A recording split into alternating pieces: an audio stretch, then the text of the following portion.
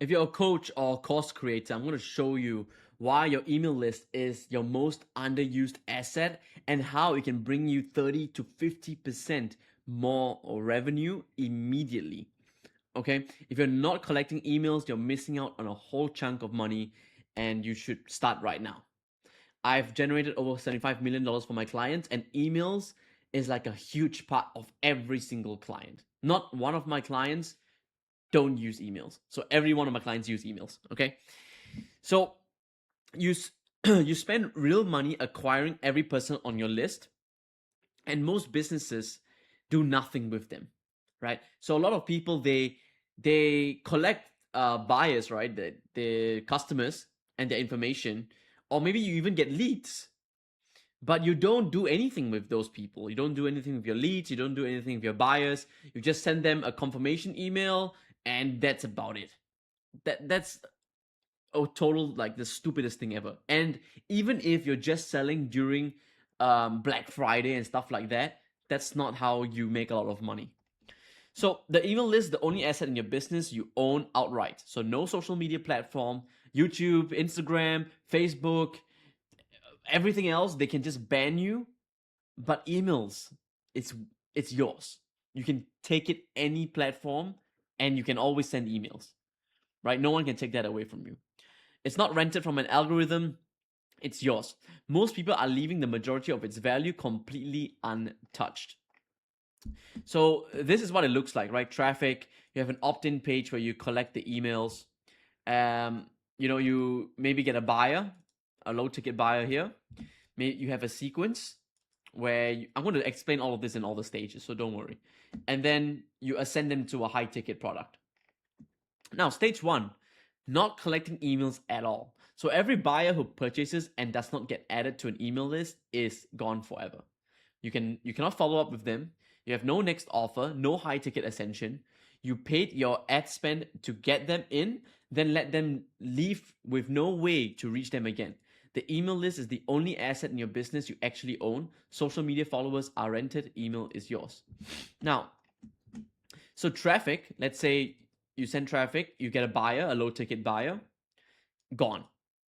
Right? If you don't capture any emails or put them into a list or automation, how are you going to ascend them? Then you might be thinking, oh, but then I put them in my Facebook group. I put them in a school community. It's different. It's different. People don't go to a Facebook group to get ascended. Right? I mean, you can, don't get me wrong. But most people are accustomed to opening emails even till today. Even when I thought about it, about emails, I looked at myself. I was like, do I use emails? Then I realized, bro, that's the first thing I check every morning, and almost every hour of the day I refresh my emails.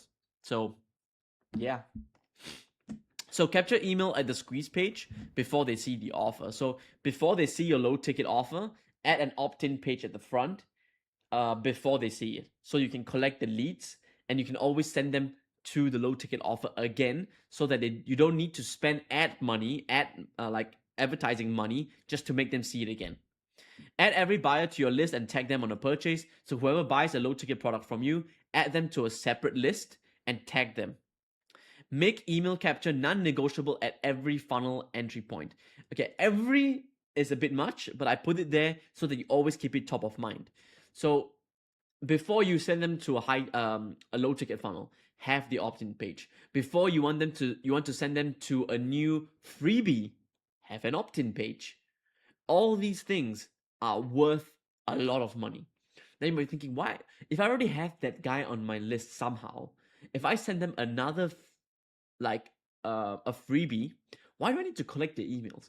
Because let's say you're in the let's say you sell to coaches. You help them get more clients. Let's just say that. And there's a lot of ways to get clients, isn't it? There's Instagram, there's YouTube, there's Facebook. And let's say you had this lead from Instagram, okay? And then you email them about a freebie that you created on YouTube strategy. Now that list it's from Instagram, and they're interested about making money from Instagram as a coach.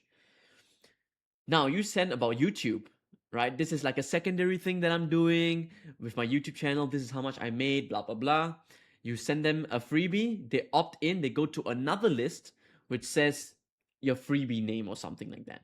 And then you can sell those people in a different way because you know, these people are interested in YouTube strategy.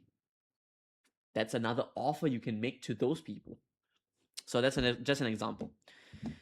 Use your email platform to separate buyers from leads. This is so rudimentary. It's if you're not doing this, it's quite stupid. I don't want to call you stupid, but it's a stupid action to make. Okay. Running a funnel with no email capture at all, these are the things not to do. Relying on social followers as a substitute for a list. Assuming buyers will come back without being follow up. Letting people complete a purchase without capturing their email. So usually when they buy something, they usually put in their email address, and that's when you can collect their emails, right? Stage 2, no autoresponder sequence. Most people who do collect emails have no autoresponder. The broadcast manually when they remember. The moment they stop sending, the list goes cold. And autoresponder fires from the moment someone joins. Day 1, whether they join today or in 6 months. It runs without you. This is the key thing. That is what turns a list into a machine. Example here, okay? So, they get in the list, right? They have an automated sequence that fires. I don't know what is this thingy doing here, but okay. Fires every time day 1. So day 1, so when they enter your list, they immediately get an email on day 1. Whether you are sending an email or not, this is what an autoresponder does. It's automated. You can put it inside your Aweber, GetResponse, ConvertKit, ActiveCampaign, whatever it is. So, and then these just go out on the daily basis. Okay, on the daily basis, email go out whether you're there or not. It doesn't matter. One day, I'm going to make a video on how to exactly to make an automated sequence. There is a very strategic way and very timeless way to do it. I'm going to put in another video. So build a 30-day automated buyer sequence.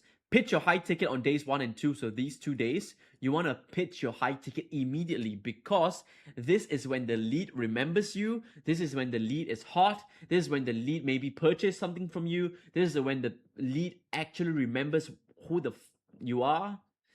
So that is the best time to pitch your high ticket. Deliver a quick win in the first 3 emails to build trust. Never launch paid traffic without an autoresponder in place. There's a lot of people that do this. What I can tell you is they're missing out on a lot of money. When you launch ads, you want to immediately be able to collect leads and lead them into an autoresponder sequence because this will recoup some of your ad spend. This will recoup your ad spend. This will make you profitable, more profitable, and then the number just goes on, right?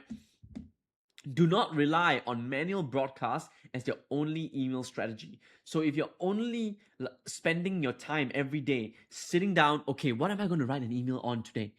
Thinking, okay, what did I do today? What kind of wins can I share today? What are my client stories who said something today? What happened in the morning?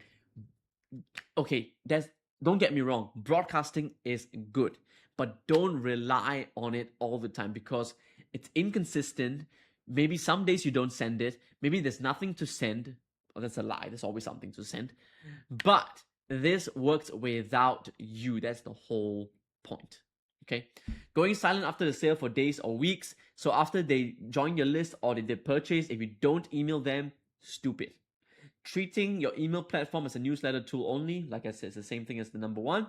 Scaling traffic before your sequence is built. So ideally, you have built at least 14 days of this before you launch your campaigns, or at least the first few. Come on, it's not that hard. It takes you a few minutes. Okay. Stage 3, broadcasting without purpose. A lot of people do send emails, tips, updates, motivational content, but every email should serve one of 3 purposes: deliver value that builds trust, pitch an offer, or re-engage a cold subscriber. If your email does none of these, it is noise, and noise trains your list to ignore you. Okay, so this is what people do sometimes. Purposeless. Monday motivation, 500 words about discipline. No offer, no CTA, no purpose. Gets you $0. Purposeful email, why your funnel leaks.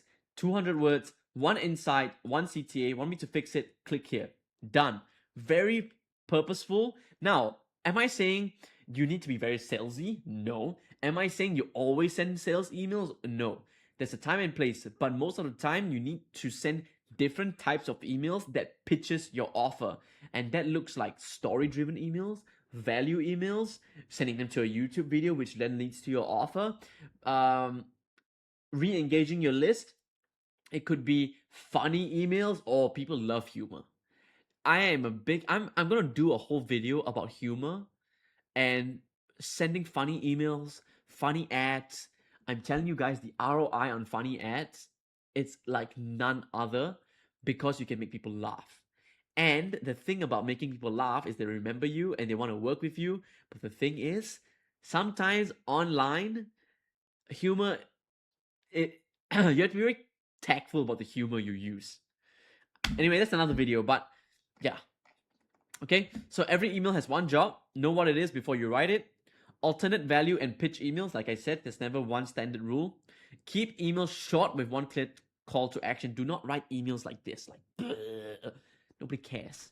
Unless you're selling to an email marketing audience, you do not write a whole damn story. Nobody cares. Nobody has time to read this much. You know, when do people read this much? Is when they go to a blog, a website. Think about the state of mind and what they want. Write subject lines that get opened. That is the only metric for the subject line. I have one tip for subject line is keep everything lowercase. I didn't create the rules, okay? I didn't create the game. Don't shoot the messenger. I'm just telling you what works. Put the whole thing in lowercase and you get higher open rates. Do not send emails just to stay consistent with no clear purpose. Long newsletters with multiple topics and no call to action. Going weeks without pitching because you're scared of unsubscribes. Generic motivational content that builds no relationship and pitches nothing. Stage number 4 is no segmentation. Your list is at minimum 3 groups. Leads who never bought, buyers who purchase the front end, and buyers who purchase OTOs or high ticket. Sending the same email to all 3 is like pitching your front end to somebody who already owns it.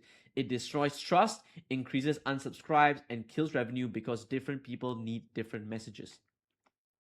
One list, no segments. Everyone gets the same email. Buyers, leads, high ticket clients. Buyer gets email, buy the $70 offer. They already own it, trust destroyed. So this is what a lot of people do. They put everyone in the same list. And whether they've bought or not, they still get the same offer, which they already bought. And then you lost trust with them. People are going to unsubscribe, okay? Segmented list, leads, buyers, high ticket. Leads, people who are interested but have not bought. Buyers, people who have bought like a low ticket or mid ticket. High ticket, people that bought your high ticket end program. 3 different categories. Right message, right person, right time. Nobody gets pitched on what they already own. What you should do is tag every subscriber by behavior, opt-in, purchase, high ticket. Build a separate sequence for buyers versus unconverted leads. So how you talk to a buyer is different from how you talk to someone who has not bought from you yet. I'm going to do a whole video about this, okay? Never pitch the front end to someone who already bought it. Like I said, if they already own it and you still send it, trust will be destroyed. Use purchase tags to trigger the right sequence automatically. So do not send the same broadcast to your entire list regardless of purchase history. Same thing as like doing this. Pitching the front end offer to existing buyers, having no tags or segmentation in your email platform, treating all subscribers as equal. They are not. A lead is way less valuable than a buyer, and a buyer of a low ticket is way less valuable than a high ticket buyer, of course. So I'm going to give you an example. 100 low ticket buyers can get you $1,000 immediately, like this. Okay? 100 high ticket buyers can get you $10,000, like this. That's the difference. And what I'm going to get into next is directly linked to what I just said. Not tracking EPC. EPC is earnings per click. It is the most important metric on your list and almost nobody tracks it. It tells you how much revenue per click, how much revenue every click generates. Under $1 means your emails are not converting. $2 to $5 means your list is healthy. $5 plus means you have a high performing asset. Without EPC, you have no idea whether your list is making money or not. I'm going to get into how to do all this stuff, don't worry. So if it's between $0 to $1, it's broken. Means your leads are shit or you're not monetizing correctly. If it's between $1 to $5, it's good. It can be better, but it's very good. And if it's $5 plus, you scale it and you protect it with your life. Now, how do you track EPC? Okay, this is how you do it. So when you have leads coming in who are interested, but not, but have not bought. So in 1 month, let's say you send 15 emails to them. I want you to track, okay, the number of subscribers you have. So let's say you have 1,000 leads, and then you're gonna track, okay, how much money have I made from these 1,000 leads from just my emails? And is it 1,000, 2,000? So let's say if you have 1,000 leads and you make $1,000, that means each lead is worth $1. That's your earnings per click. Okay? No, wait, sorry. That's earning per subscriber. Now, let's say you okay. So, let's say you have 1,000 leads on your list. You get 1,000 clicks on your emails, right? On your link. And then how much have you made? So let's say if 1,000 people click your link and you made $1,000, that is earnings per click. So what I said before is earning per subscriber. I confused the two. I'm sorry. That was my bad. So if you have 1,000 people click your link in your email and you made $5,000, that means it's 5,000. That means it's $5 per click. All right. Now, why does this make why does this make a lot of sense? So let's say you're tracking your Facebook. So let's say your meta ads, they cost $1 per click, right? Every CPC is $1 per click. If your earnings per click in your emails is way above $1, what does that mean? It's all extra money. So that means you can spend more per click on Facebook to make as much money on the back end. Okay? So track APC for every email campaign. Compare APC across different offer types and subject lines. So different offers and different subject lines will cause your EPC to act differently.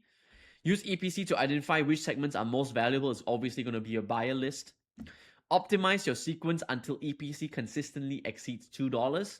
This will print money, I'm telling you. And do not measure email success by open rate alone, because if you have very, very high opens but nobody clicks, then you don't make money.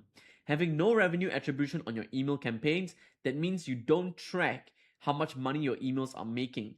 On your links in your emails, you need to have some sort of tracking URL which allows you to see how much money you made from that specific email. Ignoring click-through rate and only tracking unsubscribes. So your click-through rate is how many people click on your emails. Ideally, you need to be above 1%, and the best case scenario, 3 to 5%. Scaling traffic without knowing your list EPC first. Imagine scaling your meta ads or whatever ad platform, and you're spending so much per click, and you don't know how much you're earning per click on your email list. That means you could very easily go in the red zone because you don't understand how much you can spend in order to recoup that on your emails. I need to do a whole video on all this stuff, but this is just a very good overview of why you should have an email list, because it can make or break your business and generate 30, 50, even 100% more money for your business. Okay, so that's it for this video. If you liked it, comment. Give me a like, comment, and subscribe. And if you want to work with me, the link is in the description box below. Thank you so much, and I'll see you in the next video.